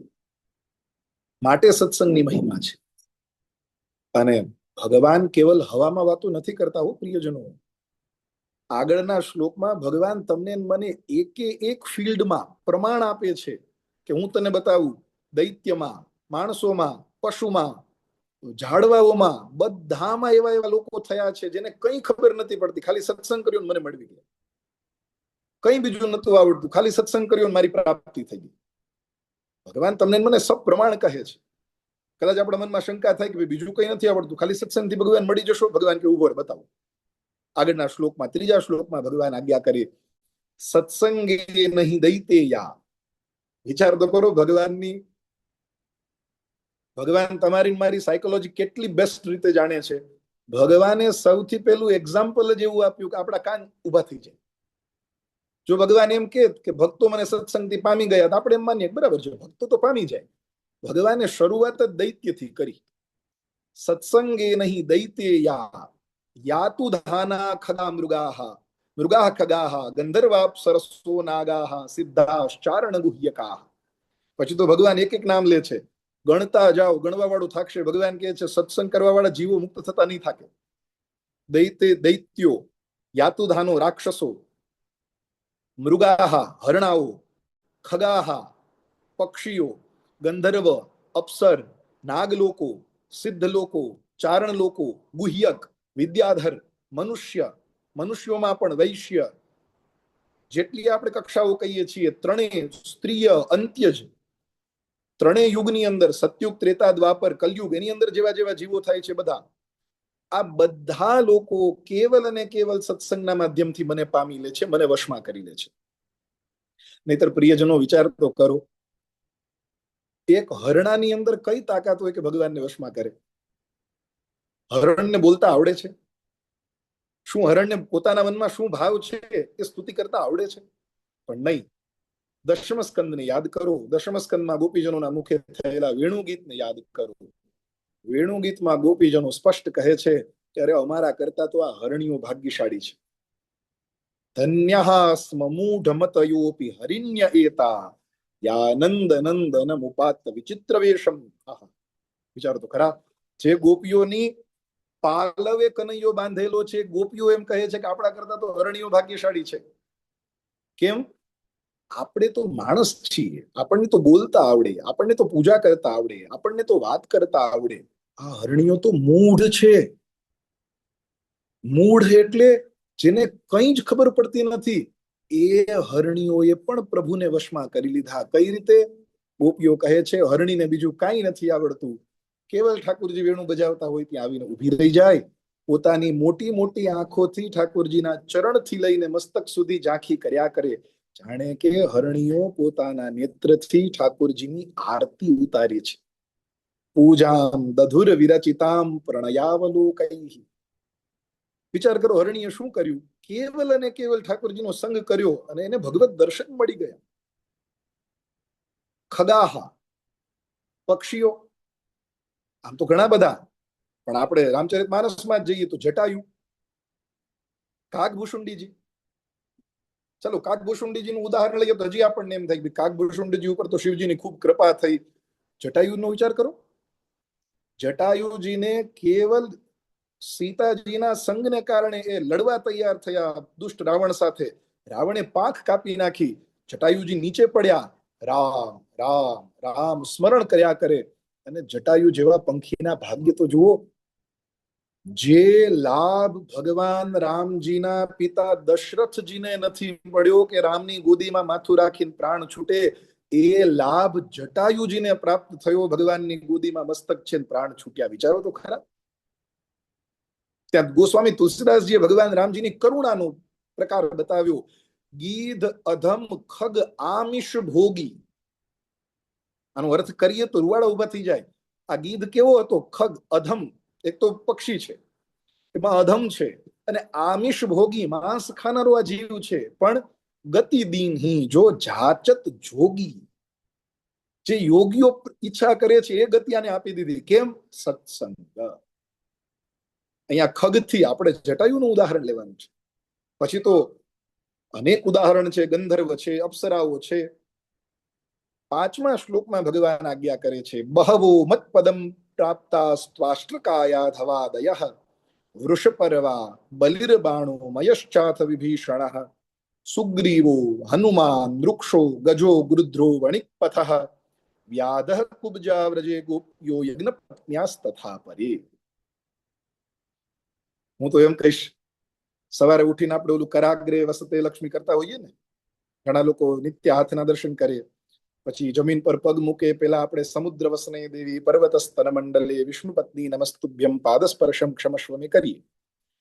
પણ હું તો એમ કહીશ કે આ ભગવાન આ અધ્યાયના પેલા 5-6 શ્લોક બોલ્યા છે ને, એ કોઈ જગ્યાએ પેપરમાં લખીને બેડની બાજુમાં રાખી દઈએ, સવારે ઉઠીને નજર પડી જાય તો હિંમત આવી જાય. કેમ કે કેવા કેવા જીવો છે જેને કેવળ સત્સંગથી ભગવત પ્રાપ્તિ થઈ ગઈ છે. ભગવાન આ 5મા શ્લોકની શરૂઆતમાં એક શબ્દ આપે પ્રયોગ કર્યો, બહવહ. સંસ્કૃતમાં બહુ શબ્દનો અર્થ થાય ઘણા બધા, અને એમાં ભગવાને પ્લુરલ ઉપયોગ કર્યો, બહવહ, એક નહીં ઘણા બધા. મત પદમ પ્રાપ્તાહ, મારું પદ પામી લીધું. મારું પદ એટલે મારી જગ્યાએ આવી ગયા, મારી ગોદીમાં આવી ગયા, મને મળી ગયા. અને કેવા કેવા? ત્વાષ્ટ્રકાયા ધવાદયઃ. પેલો જ શબ્દ પ્રભુએ કોને યાદ કર્યા? ત્વાષ્ટ્ર. ત્વાષ્ટ્ર એટલે કોણ? વૃત્રાસુર. જો ફરી પાછું કહું, ભગવાન તમારી મારું મગજને કેટલું શ્રેષ્ઠ રીતે જાણે છે. ભગવાનની સાયકોલોજી જુઓ. ભગવાન પેલા કોઈ ઉચ્ચ બ્રાહ્મણ કુળમાં જન્મ થયેલો ને એવા ભક્તના નામ નથી લેતા. ભગવાન સૌથી પહેલા રાક્ષસની યાદી કરાવે છે. કોણે મને પામી લીધો? ત્વાષ્ટ્ર, વૃત્રાસુર મને મેળવી ગયો. કાયાધવઃ, કાયાધવ એટલે થાય પ્રહલાદજી. વૃષપર્વા, વૃષપર્વા એ દૈત્ય છે જેની દીકરી શર્મિષ્ઠા. બલિ, બલિ પણ દૈત્ય પુત્ર છે. બાણાસુર, બાણાસુર પણ અસુર છે. મય, મય દાનવ પણ અસુર છે. વિભીષણ પણ અસુર. આહા, જેટલા નામ લીધા ભગવાને બધા અસુરો છે, બધા દૈત્યો છે જન્મથી, પ્રકૃતિથી નહીં. પણ ભગવાન કહે છે એ લોકો પણ મને પામી ગયા. શેનાથી? કેવલ અને કેવલ સત્સંગથી. બીજું એની પાસે કોઈ સાધન નથી. વિચારો, વિભીષણ મહારાજ પાસે શું સાધન નથી? હનુમાનજીનો સંગ થયો, હનુમાનજીનો સંગ પામીને વિભીષણજી નેત્રમાંથી અશ્રુ પાડતા બસ એ જ વિનંતી કરે છે, અબ મોહી ભા ભરોસ હનુમંતા, બિનુ હરિ કૃપા મિલહી નહીં સંતા. એ સત્સંગને કારણે આવા બધા જીવો પણ ભગવાનને પામી ગયા. અને 6ઠા શ્લોકની અંદર ભગવાને હવે કોની કોની યાદી કરી? સુગ્રીવ, હનુમાન, વૃક્ષરાજ એટલે જાંબુવાન, ગજ, ગજ એટલે પેલો ગજેન્દ્ર, ગૃધ્ર, ગૃધ્ર એટલે જટાયુ, વણિક પથઃ. ભગવાન કહે છે આ બધા જીવો મને મળી ગયા. વ્યાધઃ, કુબ્જા, વ્રજની અંદર ગોપીજનો, યજ્ઞ પત્નીઓ, આ બધાનું સ્મરણ કરાવીને પછી ભગવાન શ્લોક નંબર 7, આ શ્લોક નંબર 7 નું દર્શન કરો. શ્લોક નંબર 7માં ભગવાન કહે છે, મેં આટલા નામ લીધા, એમાં તમને લોકોને બધાને મનમાં કદાચ એમ થયું હશે કે ભાઈ આ બધા તો પહોંચેલા લોકો કહેવાય, અમે આ લોકો જેવા નથી. તો ભગવાન તમને મને ક્લેરિફાય કરે છે કે મેં જેટલા જેટલાની યાદી કરી છે ને એ બધા કેવા હતા? હવે આ 7મો શ્લોક જુઓ. તે નાધીત શ્રુતિ ગણા નોપાસીત મહત્તમાહ અવ્રતા તપ્ત તપસઃ સત્સંગાન મામ ઉપાગતા. પેલી વસ્તુ ભગવાન તમને મને કહી, આ જેટલા મેં નામ લીધા ને કોઈ પહોંચેલા નથી હો. તે ન અધીત શ્રુતિ ગણાહ. શ્રુતિ ગણા એટલે વેદના મંત્રો, અધીત એટલે ભણેલા, ન એટલે નહીં. આ જેટલા નામ લીધા કે એમાંથી કોઈને વેદ વિશે ખબર નથી. કોઈ ગુરુજનો પાસે બેસીને વર્ષો સુધી વેદ નથી ભણ્યા. કદાચ આપણા મનમાં એવું વેમ હોય કે વેદ ભણીએ તો ભગવાન મળી જાય. ભગવાન કે છે કે નથી ભણ્યા. બીજું, નોપાસીત મહત્તમાહ. આ લોકોએ કોઈ મહાપુરુષોની ખૂબ સેવા કે ઉપાસના પણ નથી કરી. એવું નથી કે કોઈ ગુરુના આશ્રયમાં બધા ગોપીજનો કે આ જટાયુ મહારાજ કે વિભીષણજી કે સુગ્રીવ કે આ બધા જાંબુવાન કે કોઈ મહાપુરુષના શરણમાં વર્ષો સુધી રહ્યા. નહીં. અવ્રતા તપ્ત તપસઃ. એકાદશી એ કરી હોય કે તપ જઈને કર્યું હોય, ભગવાન કે એવું કઈ નથી. અવ્રતા તપ્ત તપસઃ. કેવલ અને કેવલ શું કર્યું? સત્સંગાન મામ ઉપાગતા. કેવલ અને કેવલ સત્સંગથી આ બધા મને મળી ગયા છે. તો સત્સંગની મહિમા કેવડી! એના જેવું છે. બીજા હજારો સાધન કરીએ તો અલગ અલગ ફળ મળે અને સ્ટેપ બાય સ્ટેપ જવું પડે. પણ જેને સત્સંગનું સાધન હાથમાં આવી ગયું એને સીધી ભગવત પ્રાપ્તિ છે. તમારે ત્યાં તો બહુ હાઈ રેઝ બિલ્ડિંગ્સ હોય છે, પગથિયાથી ચડતા ચડતા જાવ તો કેટલે પહોંચી શકો ને ક્યારે પહોંચી શકો. પણ એલિવેટર હોય તો, લિફ્ટ હોય તો અંદર જઈને બટન દબાવો સીધા ઉપર. એ જ રીતે સત્સંગ એવું, સત્સંગ સીડી પણ નથી. સત્સંગ આજની ભાષામાં કહીએ તો એલિવેટર જ છે. અંદર બેસો અને સીધા ઉપર ભગવાન પાસે પહોંચો. સત્સંગનો કેવલ આશ્રય કરવાની આવશ્યકતા છે. 8મા શ્લોકમાં તો ભગવાને કહી દીધું, કેવલે નહીં ભાવેન ગોપ્યો ગાવો નગા મૃગાહ યેન્યે મૂઢ ધિયો નાગાહ સિદ્ધા મામીરંજસા. નરેન્દ્રભાઈ, આ શ્લોકો જયારે પાઠ કરતા હોઈએ ને ત્યારે ભાગવતમાં ખરેખર એવું લાગે કે ભગવાન થોડી વાર માટે ભૂલી ગયા છે કે મારે જવાનો સમય છે. ભગવાન આમ દિલ ખોલીને વાત, કેમ કે પેલા તો બધા દૈત્યોને યાદ કર્યા, પછી ધીરે ધીરે સ્લોલી ભગવાન વ્રજમાં લોકોને યાદ કર્યા, ગોપીજનો અને યજ્ઞ પત્નીઓ, અને એમાંથી યાદ કરતા કરતા ગોપીજનો પર અને ગાયો પર, અને છેલ્લે છેલ્લે ભગવાન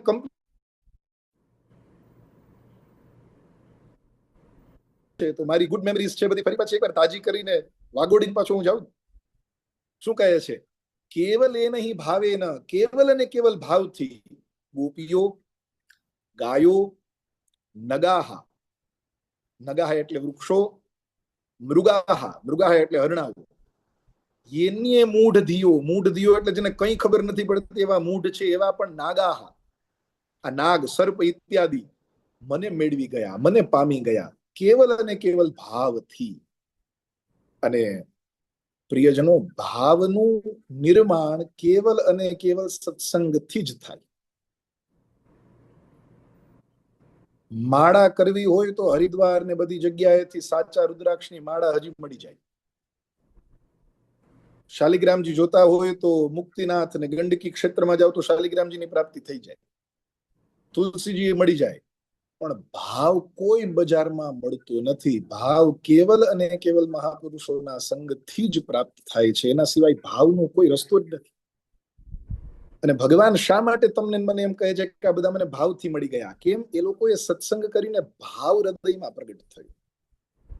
મહાપ્રભુ શ્રી વલ્લભાચાર્યજી પોતાના ગ્રંથોમાં આજ્ઞા કરે છે, ભાવ કઈ રીતે બને?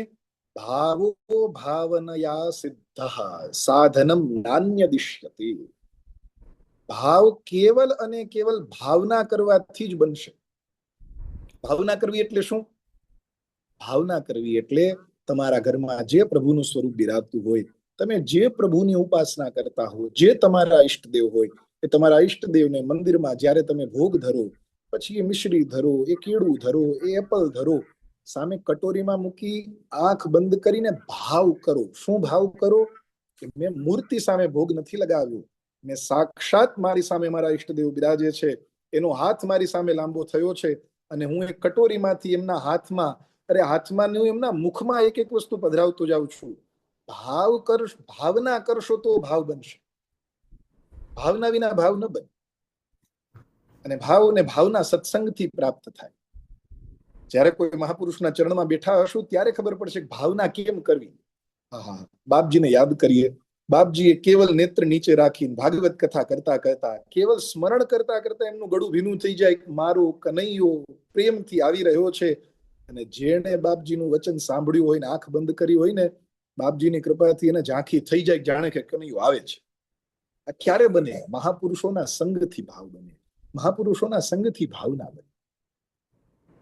આગળના શ્લોકમાં ભગવાન કહે છે, યમ્ન યોગેન સાંખ્યેન દાનવ વ્રત તપોધ્વરૈઃ વ્યાખ્યા સ્વાધ્યાય સંન્યાસૈઃ પ્રાપ્નુયાદ યત્નવાનપી. ઉદ્ધવ, મોટા મોટા પ્રયત્નશીલ સાધકો યોગ, સાંખ્ય, દાન, વ્રત, તપસ્યા, યજ્ઞ, વેદના મંત્રોની વ્યાખ્યા, સ્વાધ્યાય, સંન્યાસ, આ બધા સાધનો દ્વારા પણ મારા સુધી પહોંચી શકતા નથી.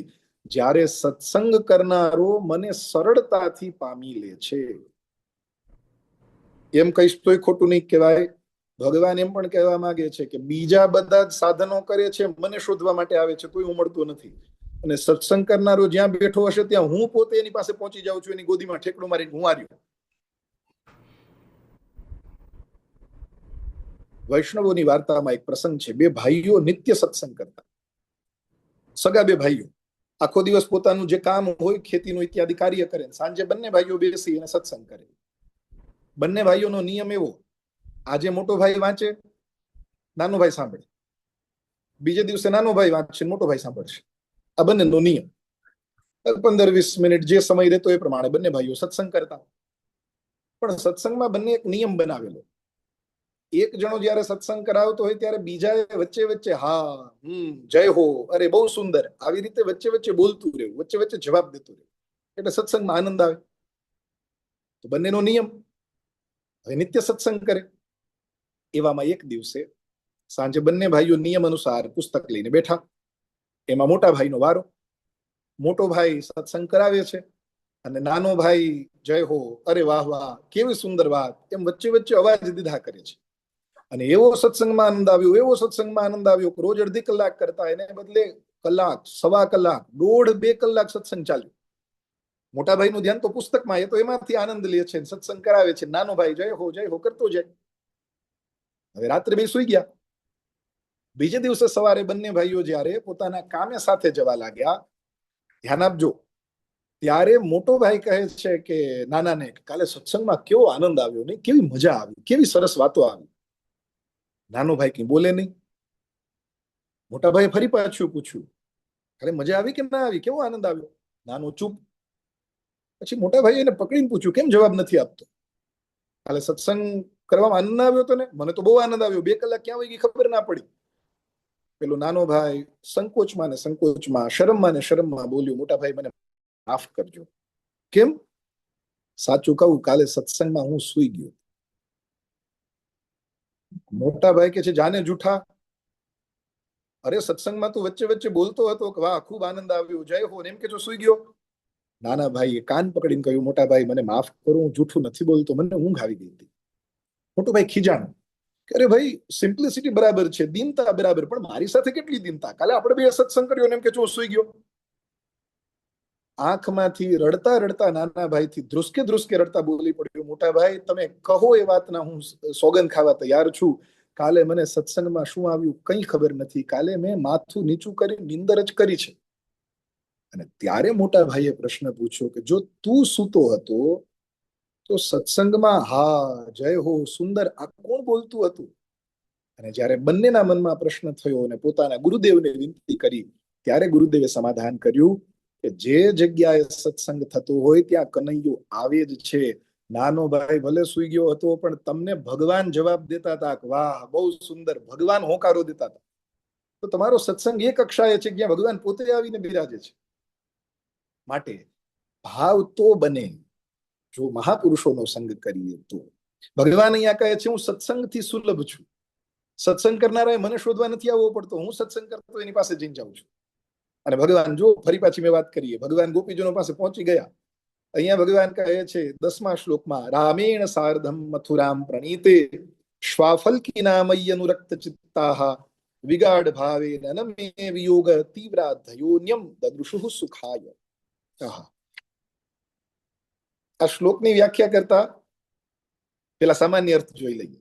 ઉદ્ધવ, જે સમયે અક્રૂરજી બલરામજીની સાથે મને વ્રજમાંથી લઈ જઈ રહ્યા હતા, એ સમયે ગોપીઓના હૃદયમાં ગાઢ પ્રેમ હતો અને પ્રેમના કારણે ગોપીઓનું હૃદય મારા પ્રેમના રંગમાં રંગાયેલું હતું.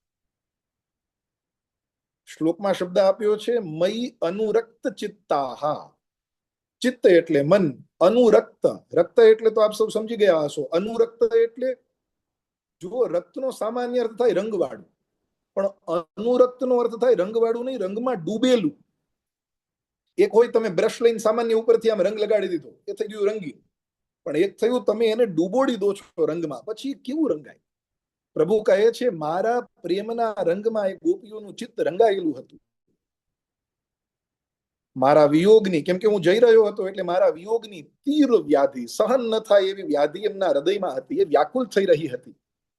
મારા સિવાય બીજી કોઈ વસ્તુથી એમને સુખ નતું મળવાનું. નહીતર એમનું ઘર ત્યાં ને ત્યાં હતું, પરિવારના સભ્યો ત્યાં ને ત્યાં હતા, કેવલ હું જતો હતો, પણ મારા સિવાય એમને કોઈ વસ્તુમાં સુખ નતું. પ્રભુ આ શ્લોક યાદ કરીને કહે છે, સત્સંગ કરનાર વ્યક્તિની આ દશા થઈ જાય, એ આ કક્ષાએ પહોંચી જાય. અહીંયા સ્વામી અખંડાનંદ સરસ્વતીજી મહારાજ શ્રી, હું જે આ પુસ્તક લઈને બેઠો છું એની અંદર આપ આજ્ઞા કરે છે, સંસ્કૃતમાં એક શ્લોક ભગવાન બોલ્યા, એક શબ્દ પ્રભુએ વાપર્યો છે, મથુરામ પ્રણીતે. જો આપ લોકોના ધ્યાનમાં આવશે, પ્રણીતે શબ્દ છે. મહારાજ શ્રી આજ્ઞા કરે છે, ભગવાન પ્રણીતે શબ્દ વાપરીને સ્પષ્ટ બોલ્યા, મારે જવાની ઈચ્છા નથી, પણ મને અક્રૂરજી જબરદસ્તી લઈ ગયા. એટલે ભગવાનનો કહેવાનો ભાવ એવો છે, મને પણ મથુરા અને ગોપીજનોનો પ્રેમ, ગોપીજનોનો સંગ છોડવાની લેશ માત્ર ઈચ્છા નથી, પણ અક્રૂરજી મને સાથે લઈ ગયા. શા માટે?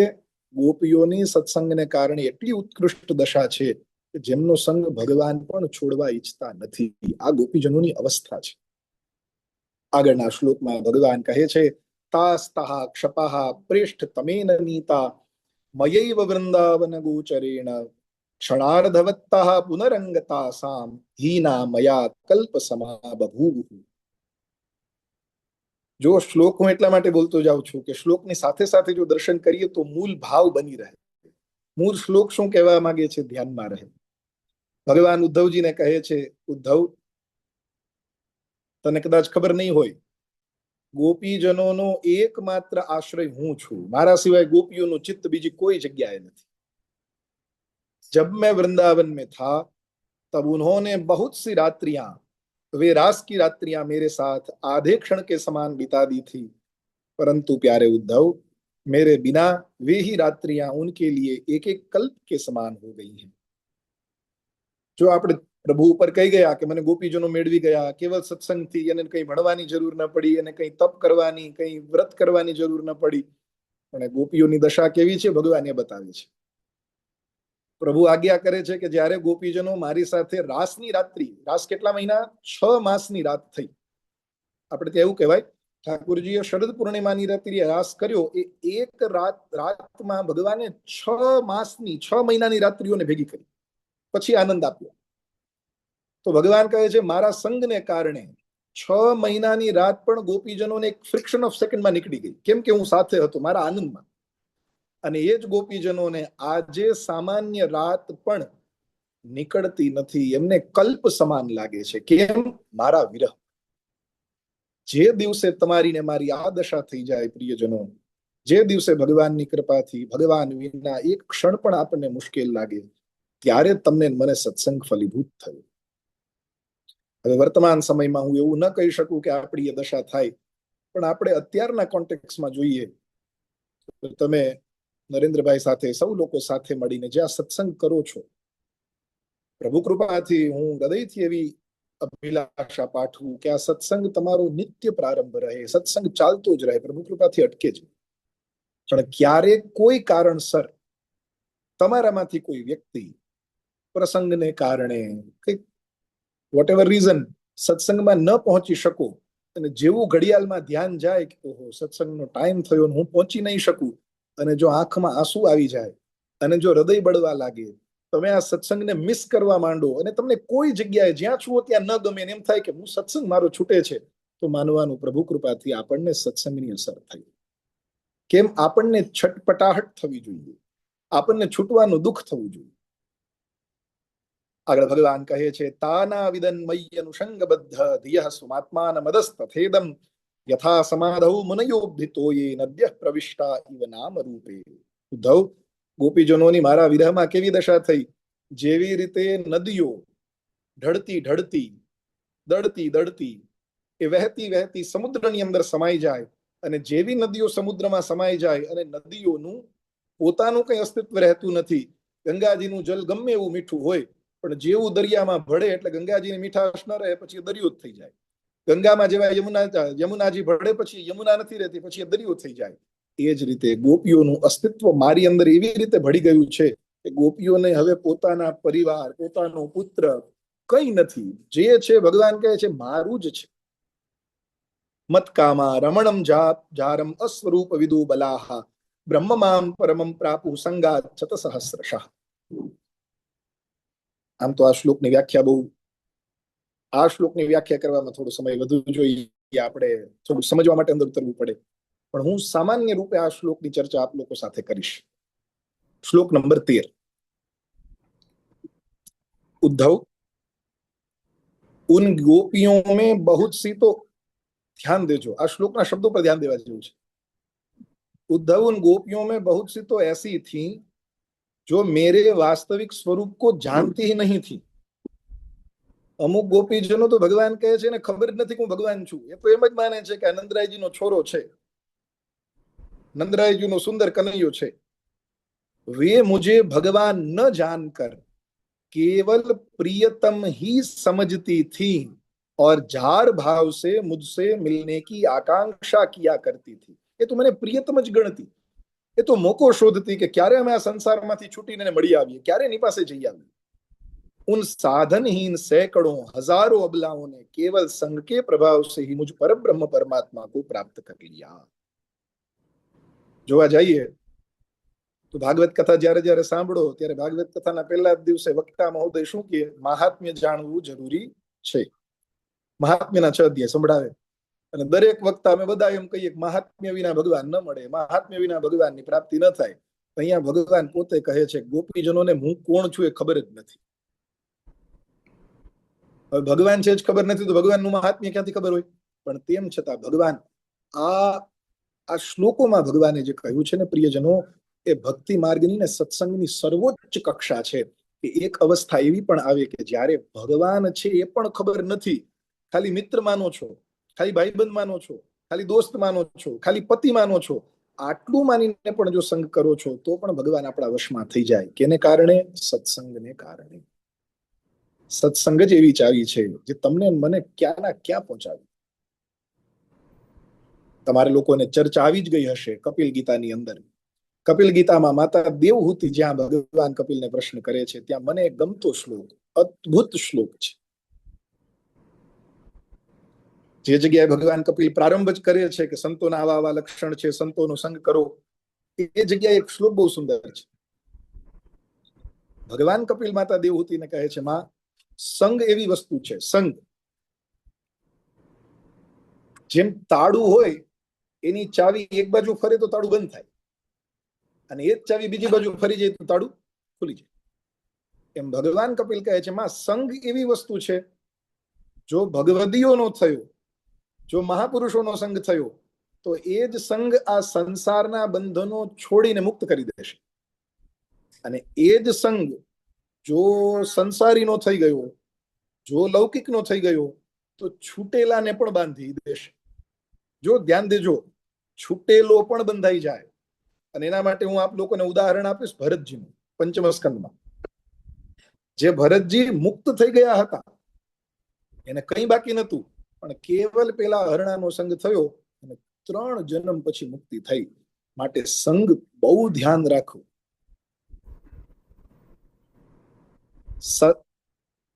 સર્વ સંગા પહોહિમા.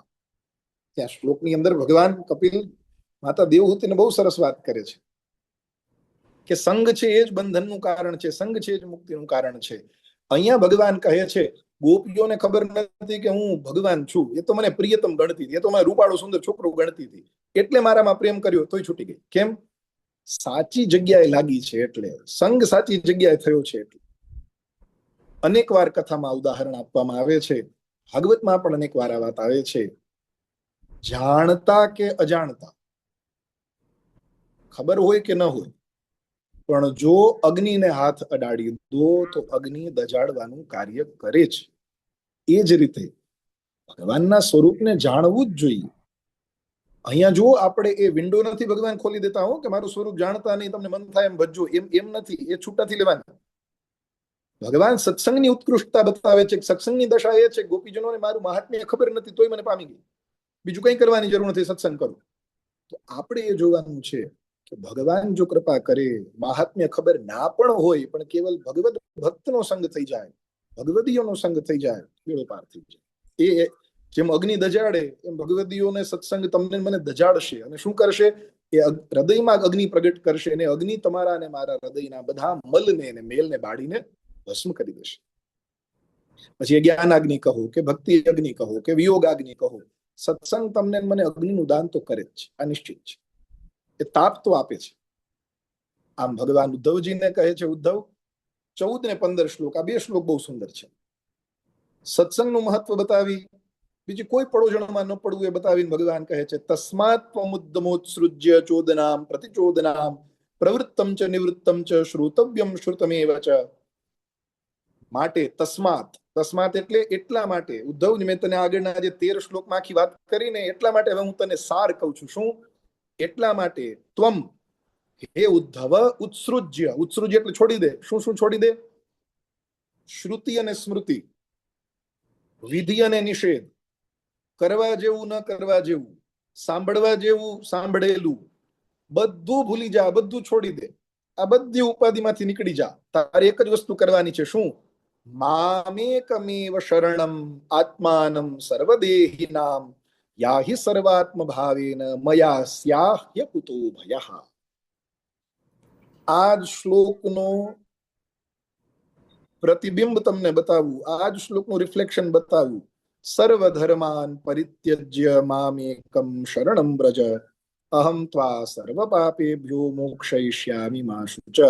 એ શ્લોક અને આ શ્લોક, શ્લોક નંબર 15, બંને સરખા છે.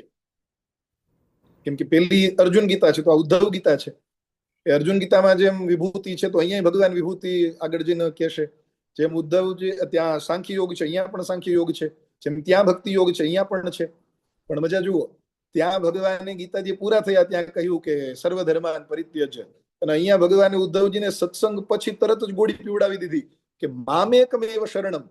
વળી પાછું ભગવાનને મનમાં તો આપણે ભાવ કરીએ છીએ, પછી તો પ્રભુ જાણે, પણ પ્રભુને થયું હશે કે હું છેલ્લે પાછું 30 અધ્યાય પૂરા થશે ત્યારે ઉદ્ધવને જો એમ કહીશ કે મારા શરણમાં આવી જા, બધું ભૂલી જા, તો આ સત્સંગ સાથેનું જે કનેક્શન છે તૂટી જશે. એટલે ભગવાને સત્સંગનું કનેક્શન બેસાડી ગોપીજનોના ઉદાહરણ આપી છેલ્લે ભગવાને કહી દીધું બધું છોડી દે, બધું ભૂલી જા. મામેકમેવ શરણમ, કેવલ મને તારો જાણી મારા શરણમાં આવી જા. કેમ? હું બધા દેહધારીઓનું શરણ હું જ છું. હરી ફરીને અંતે બધા મારા શરણમાં જ આવવાના છે. એટલે મારા શરણમાં આવી જા. મારા શરણમાં આવ્યા પછી તારે કોઈ પ્રકારના ભય કરવાની જરૂર નથી. તું સર્વથા નિર્ભય થઈ જાઈશ. અને જીવનું પરમ લક્ષ્ય એ જ છે નિર્ભયતા. તો પ્રારંભ થયો છે સત્સંગથી. ફરી પાછું આગળના અધ્યાયના છેલ્લા જે 2 શ્લોક છે એમાં ભગવાને સત્સંગની વાત કરી કે મારો સત્સંગ જ મને પ્રાયેણ ભક્તિ યોગેન સત્સંગેન વિનોદ્ધવ. તો આપણે આજના સત્સંગનો પ્રારંભ કર્યો. 2 વસ્તુ નિરંતર થવી જોઈએ, સત્સંગ અને ભક્તિ. ભક્તિ પ્રાપ્ત થયા પછી ભક્તિનું પોષણ સત્સંગથી કરતા રહેવું, નહીતર ભક્તિ બીજ અંકુરિત નહીં થાય, નહીતર ભક્તિ બીજ આગળ નહીં વધે. એટલે ભગવાને 11મા અધ્યાયના 48મા શ્લોકમાં આજ્ઞા કરી કે બંને વસ્તુ સાથે રાખો, ભક્તિ અને સત્સંગ બંને. અને ત્યાંથી ભગવાને તમને મને હાથ પકડીને યાત્રા કરાવતા સત્સંગનું દર્શન કરાવતા સત્સંગમાં કયા કયા જીવો ભગવાનને પામી ગયા એ બધાની આમ જોવા જઈએ તો ભગવાન આપણા બહુ હિતૈષુ છે. ભગવાન આપણું બહુ ભલું ઈચ્છે છે. ભગવાનને થયું અધિક માસ છે, ઉદ્ધવજીની સાથે સાથે લાવો આ બધાની આંગળી પકડી અને વિચારો, ભગવાને સત્સંગના નામે તમને મને કેટલા ભગવદીઓના દરવાજે મુલાકાત કરાવી દીધી. એક સાથે કેટલા બધા ભગવદીઓની ડોર વિઝિટ આપણે થઈ ગઈ. હનુમાનજી આવી ગયા, જાંબુવાનજી આવી ગયા, વિભીષણજી આવી ગયા, પ્રહલાદજી આવી ગયા, ઉદ્ધવજી તો છે જ સાથે, ગોપીજનો આવી ગયા. અરે ગોપીજનો સાથે તો ભગવાન આપણને બેસાડીને યાત્રા પણ કરાવી દીધી. આમ સત્સંગના માધ્યમથી ભગવાન બતાવે છે સર્વોચ્ચ છે સત્સંગ. સત્સંગથી ઉપર બીજી કોઈ વસ્તુ નથી, અને સત્સંગથી શ્રેષ્ઠ મને બાંધી શકે એવું બીજું કોઈ સાધન પણ નથી. ખાલી છેલ્લે યાદ કરી લઈએ અંબરીશ રાજાને.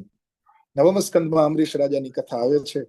એ અંબરીશ રાજાના ચરિત્રમાં ભગવાન દ્વારિકાધીશ, ભગવાન વૈકુંઠપતિ, આપ સૌ પ્રસંગ જાણો છો. દુર્વાસા ઋષિ પાછળ ચક્ર પડ્યું. સૌથી પહેલા બ્રહ્માજી પાસે ગયા. બ્રહ્માજી કે મારું કામ નહીં, શિવજી પાસે જાઓ. શિવજી પાસે ગયા તો શિવજીએ સલાહ આપી જેમનું અસ્ત્ર છે એમની પાસે જાઓ, કેમ કે એના કાબુમાં હોય, એના કંટ્રોલમાં હોય. દોડીને વૈકુંઠ આવ્યા. વૈકુંઠ આવીને ભગવાન વિષ્ણુને વિનંતી કરી, પ્રભુ તમારું અસ્ત્ર પાછળ પડ્યું છે, બંધ કરો આને, રિમોટ તમારા હાથમાં હશે ને. ત્યારે ભગવાન હસતા હસતા બોલ્યા, મારું અસ્ત્ર મારા કૈયામાં નથી. દુર્વાસા ઋષિ કે પ્રભુ તમારી વસ્તુ તમારા કયામાં નથી. ભગવાન ધીમેકથી બોલ્યા, મારી વસ્તુ નહીં, હું મારા કયામાં નથી. કેમ? અહમ ભક્ત પરાધીન, હું મારા ભક્તને આધીન છું. અને એ જગ્યાએ ભગવાને એક બહુ સુંદર વાત કરી કે જેવી રીતે કોઈ સ્ત્રી પોતાના પતિની સેવા કરીને એને વશમાં કરી લે, એમાં બધા ભગવદીઓએ મને બાંધી લીધો છે એટલે મારાથી કંઈ થઈ શકે એમ નથી. સત સ્ત્રીય સતપતિમ યથા વશી કુર્વંતિ મામ ભક્ત્યા, મારો વશ મને વશમાં કરી લે છે.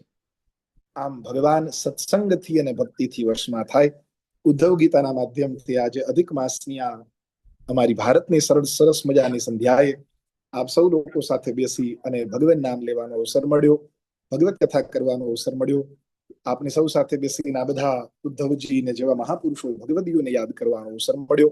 એ માટે હું આપ સૌનો બે હાથ જોડી દીનતાપૂર્વક આભાર માનું છું. આપે મને અવસર આપ્યો અને કાન પકડીને એ પણ કહું છું કે થોડી મારે જોઈન્ટ થવામાં થોડી ડિલે થયું.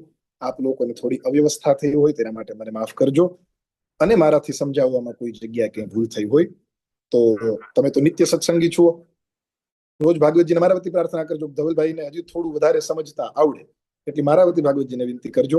અને જે કંઈ સત્સંગમાં આનંદ આવ્યો હોય એ ગુરુદેવની, ભગવાનની ને ગ્રંથની કૃપા માનજો. બસ સત્સંગ કરતા રહીએ, વારે વારે મળતા રહીએ અને ભગવાનના પ્રિય થતા રહીએ, એ જ ભાવના સાથે આ ઉદ્ધવ ગીતામાં આવેલા સત્સંગની વાતને પ્રભુના શ્રી ચરણોમાં સમર્પિત કરી, ગુરુજનોના ચરણોમાં સમર્પિત કરી મારી વાણીને વિરામ આપું છું. શ્રી હરિ ભગવાન કી જય, શ્રી સદગુરુ ભગવાન કી જય. જય શ્રી કૃષ્ણ. પ્રેમપૂર્વક સાદર નમસ્કાર પૂજ્ય ધવલભાઈ. ખૂબ જ એટલે કે મારી પાસે કોઈ શબ્દો નથી કે આવો દિવ્ય સત્સંગ અમને ઉપલબ્ધ થયો પ્રભુ કૃપાથી, પરમ પૂજ્ય ડુંગરેજી મહારાજની કૃપાથી અને પરમ પૂજ્ય ભાઈશ્રી અને અનેક સંતો અને આપની કૃપાથી આ દિવ્ય સત્સંગ અમને જે લાભ મળ્યો એ અદ્ભુત હતો. એને માટે કોઈ મારી પાસે શબ્દો નથી. અને આ સત્સંગનો મહિમા આનાથી વધારે સારી રીતના થઈ શકે એવું મને લાગતું નથી. અને આપ એટલા બધા વ્યસ્ત છો, અત્યારે આપની કથા પણ ચાલી રહી છે અને ત્યાં આટલા દિવસના કથાના આયોજન પછી સાંજના 8:45 આવી અને મોડી રાત સુધી અમને સત્સંગ કરાવ્યો, એ માટે ખૂબ ખૂબ મનઃપૂર્વક આભાર. અને અમારી આ સત્સંગ પ્રાપ્તિની ઈચ્છા જે હતી, માગણી હતી એ પૂરી થઈ. એટલે એવી થોડી તૃપ્તિ તો થઈ જ, પણ આવી સુંદર સત્સંગની પ્રાપ્તિ થાય પછી વધારે તૃષ્ણા પણ વધે. ભલે તૃપ્તિ પણ થઈ પણ સાથે સાથે તૃષ્ણા પણ વધે છે. અને અમે આપને વિનંતી કરીએ છીએ કે આવી જ રીતના અમને આપના સત્સંગથી લાભાન્વિત અને કૃપાન્વિત કરતા રહેજો જ્યારે જ્યારે આપને સમય મળે. મને યાદ છે ગયા શ્રાવણ મહિનાના સત્સંગમાં આપ આવવાના હતા અને પ્રસંગોને અનુરૂપ થઈને આપ ન આવી શક્યા, એ અમારે માટે થોડો ગેરલાભ થયો. પણ એનું બધું તમે ભરપાઈ કરી આપ્યો એવું લાગે અત્યારે. અને આવી જ રીતના આપ પધારતા રહેશો અને અમને લાભાન્વિત કરતા રહેશો. અને આપને હું વિનંતી કરું કે આપ જ હવે એને પૂર્ણાહુતિ કરી અને પછી આપણે સત્સંગને વિરામ આપીએ. ઓમ પૂર્ણમદઃ પૂર્ણમિદં પૂર્ણાત પૂર્ણમુદચ્યતે પૂર્ણસ્ય પૂર્ણમાદાય પૂર્ણમેવાવશિષ્યતે. ઓમ શાંતિ શાંતિ શાંતિ. શ્રી હરિ ભગવાન કી જય, શ્રી ભાગવત ભગવાન કી જય, શ્રી સદગુરુ ભગવાન કી જય. ખૂબ ખૂબ આભાર ફરીથી. જય શ્રી કૃષ્ણ.